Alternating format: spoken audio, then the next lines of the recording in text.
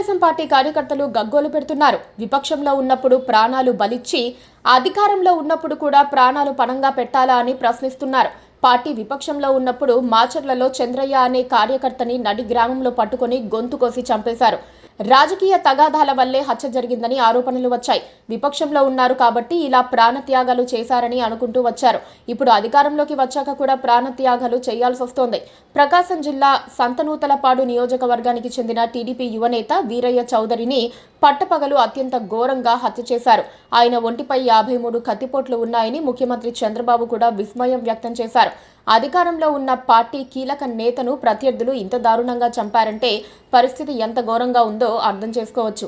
అధికారంలోకి వచ్చినప్పటికీ తెలుగుదేశం పార్టీ నేతలపై దాడులు, హత్యలు ఆగటం లేదు.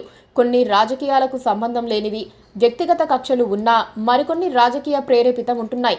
ఇలాంటి దాడులు ఇటీవలి కాలంలో పెరిగిపోతున్నాయి. సాధారణంగా విపక్ష పార్టీ నేతలపై వ్యక్తిగత రాజకీయ కక్షలు పెంచుకుంటే అధికారంలో ఉన్న వాళ్ళు దాడులు చేయవచ్చు. కానీ అధికారంలో ఉన్న వారిపై విపక్ష పార్టీలకు చెందిన వారు దాడి చేయాలంటే ఎంతో ధైర్యం చేయాలి. ఎలాంటి పనులు చేసినా చట్టపరంగా ప్రభుత్వం ముందుకెళ్తుందనే ధైర్యం ఉంటే ఇలాంటి దాడులు చేస్తారు. పుంగనూరు నుంచి పలుచోట్ల దాడులు జరుగుతూనే ఉన్నాయి. అవి క్రమంగా పెరుగుతున్నాయి. ఇటీవలి కాలంలో టీడీపీ నేతలపై దాడులు, హత్యలతో పాటు పార్టీ ఆఫీసులపై దాడులు కూడా జరుగుతున్నట్లుగా వార్తలు వస్తున్నాయి. కానీ పార్టీ హైకమాండ్ మాత్రం పెద్దగా పట్టించుకోవటం లేదు.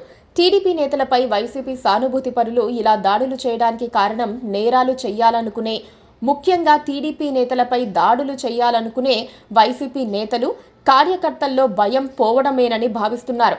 ఈ ప్రభుత్వం ఏదైనా చేస్తుందేమో అని భయపడే పరిస్థితి పోతోంది. మహా అయితే పట్టుకొని జైలుకు పంపుతారు. ఓ 2-3 నెలలు జైల్లో ఉండి బయటకు రావచ్చు. తర్వాత చేసిన నేరం పక్కకు పోతుంది అనుకుంటున్నారు. ఇలాంటి అభిప్రాయం స్వయంగా ఐపీఎస్ సీతారామాంజనేయులకే ఉంది. ఇక కింది స్థాయి వారికి ఉండదా అన్న ప్రశ్నలు వస్తున్నాయి. వారు చేసింది హత్య.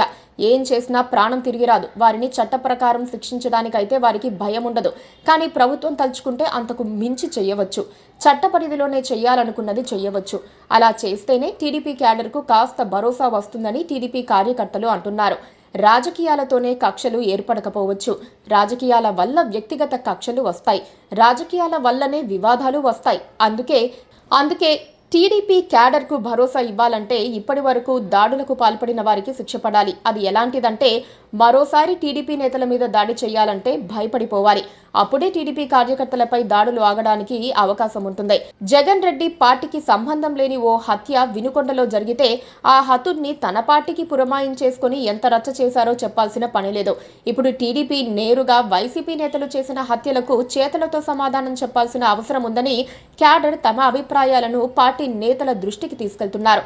అధికారంలో ఉన్నా లేకపోయినా కార్యకర్తల ప్రాణాలనే బలి చేస్తే ఎలా అన్న ప్రశ్నలు టీడీపీ హైకమాండ్కు వస్తున్నాయి. వారు సమాధానం చెప్పాల్సి ఉంది. Please subscribe to KTV Telugu. KTV Telugu. KTV Telugu channel.